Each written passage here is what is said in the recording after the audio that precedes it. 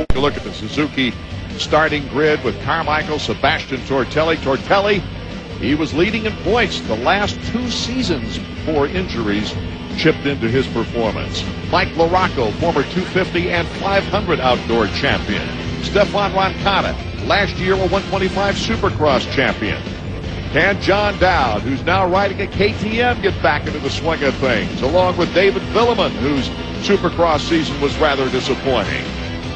You know, David, you not only have guys like Ryan Hughes that had to qualify to get into this race, but also Stefan Roncada had to qualify, along with a guy named Sean Palmer, an X-Games gold medalist who we know can do great things in the snow, but now he's trying motocross. And I'll tell you what, he looks pretty good out there. And the thing that made him really good in just about everything to do with snow, skis, snowboards, is his intelligence. The guy picks really good lines out there, and he doesn't follow riders around. I was really impressed. There's John Dowd on that new 4-stroke KTM. And I'll tell you what, I saw Sean Palmer ride that 125 LA Supercross a while back into that bet against Mitch Payton. He looks much better now.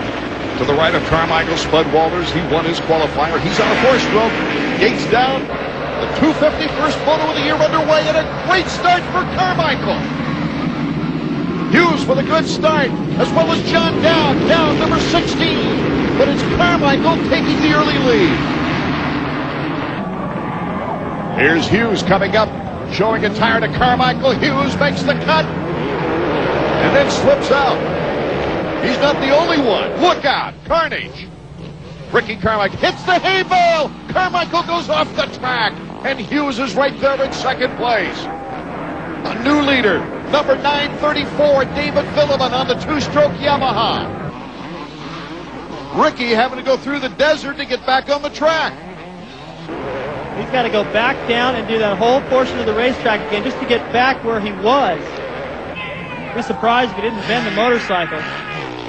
He just flipped. That's a cliff there. He went completely over the fence, through everything. Watch what happens. There's a hay bale that's out in the way a little bit right here.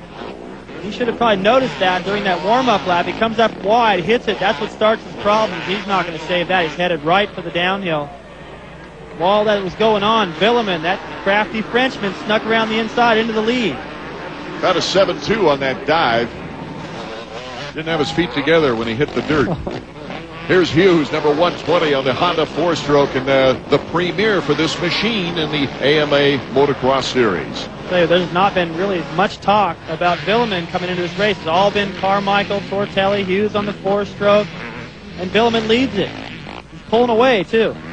Well, it's been after a very tough Supercross season, after finishing second to McGrath 2 seasons ago with some great wins. He slipped to 8th in the points this year. So he's looking to redeem himself on the motocross track. Is that Palmer? Yes, Sean Palmer. He went down hard. And they're looking at his hand or wrist. Ron Woods from Team Honda. Number 13, Tortelli, in a great position now. 21's Roncada. 15, the 4-stroke of Tim Ferry. Wyndham up in there, too. Wyndham looking really good to this point. Wyndham, number 14 on the yellow Suzuki. Oh, it's been a great, interesting start to this 250 first Moto of the year. Villeman, Hughes, and Raceway, our leader. David Villeman is back in the mechanics area. They're looking at the bike. It doesn't appear to be anything wrong with David Villeman. He did not go down, but we've got our 3rd leader of this first Moto in only 2 laps. 120, Ryan Hughes. And here comes Tortelli for the bar. The 2 Hondas going at it. The 2-stroke, number 13 versus the 4-stroke. Tortelli to the outside. And Sebastian Tortelli, he's now secured the lead.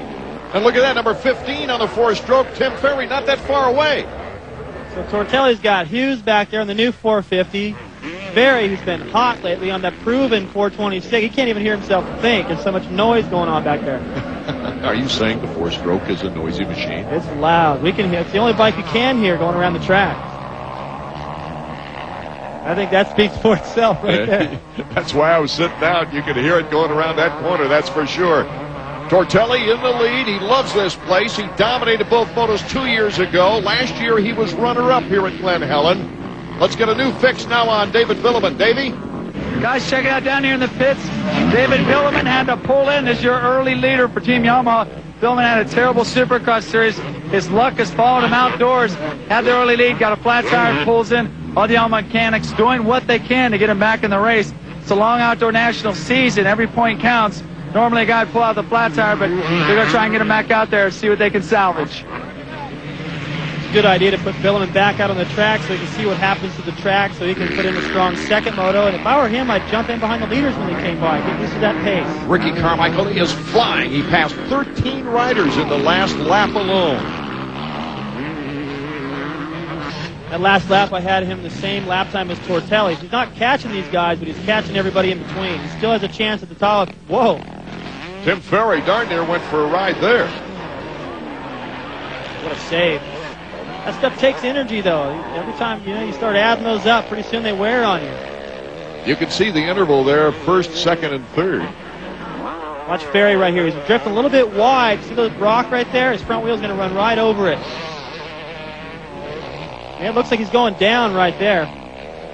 You can see how easy it would be to get his foot stuck in the rear wheel. I've seen that happen to people where they get their foot stuck in their own rear wheel and it sends them to the ground. A great move by Ferry to save it as he battles 120 Ryan Hughes for second place here in the opening 250 moto. Tortelli still our leader and looking sharp. I'm not seeing the same aggression from Ryan Hughes that I did in the heat races earlier this morning and yesterday or in the first lap or two. So he may be getting nervous and starting to pump up. That's what I worried about. Tim Ferry finished the Supercross season with 2 podiums, very successful. We asked him about his 4-stroke rival Ryan Hughes and the rest of the competition. Rode with Ryan a couple weeks ago here at Glen Helen. We didn't have the hills in and stuff, and he's riding good. And he's got a lot of experience coming off the the European schedule and stuff. So he's going to be strong. And I think there's going to be a lot of guys running up front. It's going to be a lot of battling, and I think it's not going to be like the Passion. It's not going to be a runaway. It's going to be a tight race. Oh, a tight race it is right now for second place. Ferry right on the back rubber of number 120 Ryan Hughes as they come down that very, very steep hill. It looks like a wall going up that hill. Here's Ferry taking over now. Ferry moving into second place. Oh, what a smooth, sensational move by Ferry. Got a great line on the downhill. Clears that double, no problem. See Ryan pop back up in the air right there. He wasn't able to clear it all the way, and Wyndham's starting to reel him in. So Ryan, what I talked about at the top of the show, he hasn't raced with these guys all year. I think he's got arm pump right now. Wyndham tries the inside. Boy, his feet come off the pegs. What a challenging track this Glen Helen Raceway is. Spectator's got a good view through that section. Those guys are getting that's about an 80-foot jump. To the inside, Wyndham, can he make the move? As they head into the sandy section, yes. Kevin Wyndham has moved into third. Normally Ryan Hughes would put up a huge fight right there, but I think right now he's riding tight, just trying to be smart here. Now look at the line. See, Hughes is trying to protect the inside, but he's committed. He's got to go wide. Ferry can cut back to that inside line right there. That's exactly what happens. He waits, crosses over, gets set in that inside rut. That's an easy pass. Wyndham will make a note of that for later. Carmichael has moved all the way to 9th place. That was after crashing in the last place and being 38 after the first lap of action. Check out our next telecast coming up from Sacramento, California, Saturday, June 2nd. At the end of the first 250 moto, in which Sebastian Tortelli is leading, but we've got a battle now between Hondas. The 4-stroke 120, that's Ryan Hughes, and the veteran come from behind her, Mike LaRocca. You can always count on Mike for a last-minute charge. There it is, inside line. Hughes can't really put up much of a fight right there. LaRocca just rides right through him. But this is not going to be good enough for LaRocca. He was nowhere near those guys in the beginning. He's riding fast, but he's still going to have to come into the pits and wonder what's going on up front. Speaking of the pits, Davey's there with Sean Palmer. Davey? Sean, what exactly happened? I just got tangled up with guys over in that turn.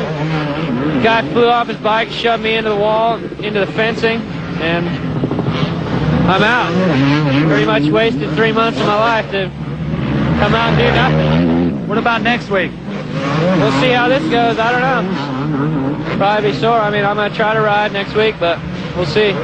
Good job, at least the way you qualified and everything, man. You worked really hard. You impressed a lot of people. Thanks, Honda, and everybody helped me. Well, you can tell what a great competitor this guy is as an athlete. They were working on his fingernail. It looked like he ripped the fingernail. Notice he doesn't even talk about it. That's that guy. He doesn't like to show you. Like to show pain or any kind of weakness, you know. Just he's disappointed because he put in so much work. He was down there riding and training with Carmichael. Whoa! And hold on to that wild thing, and he did. Ryan Hughes, in his effort to catch up with number 5, Mike LaRocco.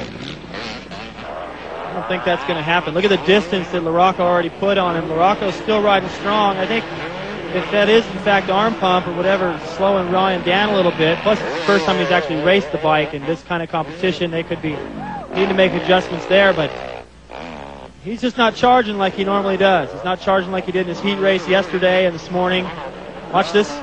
Right behind this, that lady's head filming. He hits a bump there, and he gets him a little bit out of timing, and he stuffs the front wheel into that berm too sharp. Good save. The whole moto's been like that for Ryan. LaRocco's had an incredible career. He's 30 years old, placed 3rd in the Supercross Wars for the 3rd consecutive year this last season. Ferry has picked up on our leader, Sebastian Tortelli. Look at that. Tim Ferry has just not given up and chipped away every lap. Right now, he's almost to the point of intimidating Sebastian. Ferry to the inside. Ferry takes the lead away from Tortelli. Oh, this was an amazing development. It's taken some time for Tim Ferry to master that 4-stroke, but he has done such a masterful job lately. See Billiman right there behind those guys. See Billiman right there going, go ahead. He doesn't want to affect the outcome of this. And because Ferry had been out wide, he was able to cut right across, just the way he passed Ryan Hughes earlier, square across, get the inside line away from Tortelli. Ferry's been hot. He almost left the bike there. Tortelli is not letting him get away. Ooh. Yeah, see how much effort it took him to get to that inside line, but he gets there, gets back on the power, and that's just another bike link he's able to put between himself and Tortelli. Ferry now is starting to pull a little time on Tortelli. Look how excited these fans are. I don't know if they're really pulling for France here. A 4-stroke hasn't won one of these races since Jimmy Button in '99. Davey? Wow, Brian, I have never seen that kind of aggression from Tim Ferry. Man, he went in deep on that one. Jeez, I don't know what to say, really. He's just going after it. You got 2 laps to go. What are you going to tell him on the board next time? I'm just going to try and keep him focused, make sure that he maintains that level that he's going, and hopefully for 2 more laps we can pull it off. Looks like Ryan Kinning's kind of excited. I don't think he really knows what he's going to put on that board. I think he just made that up just then. It's a good strategy, though. Keep him focused. Keep that intensity, because Tortelli is close enough. By the way Ferry rode at Salt Lake, it was a great battle. He almost stole the win and stopped the streak of Carmichael. Then 3rd in Vegas. He got overshadowed a little bit by Carmichael and McGrath out there battling, but still a fine ride, and keeps that momentum here in the outdoor. I'm really impressed with this. I've always liked the way he rides. It just took him so long to ride like this that I started to lose my faith in him a little bit. Up and down his career like a yo-yo. Factory rider, privateer, factory rider. Oh, and he stalls it.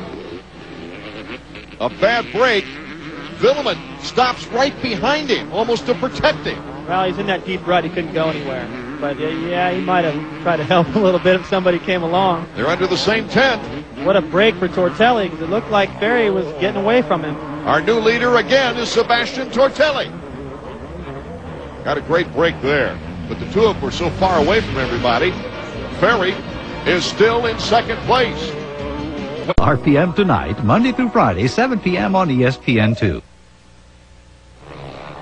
Welcome back to Glen Helen Raceway as Ricky Carmichael went down again, but he has not lost a position. Believe it or not, he's come back from last to 8th place.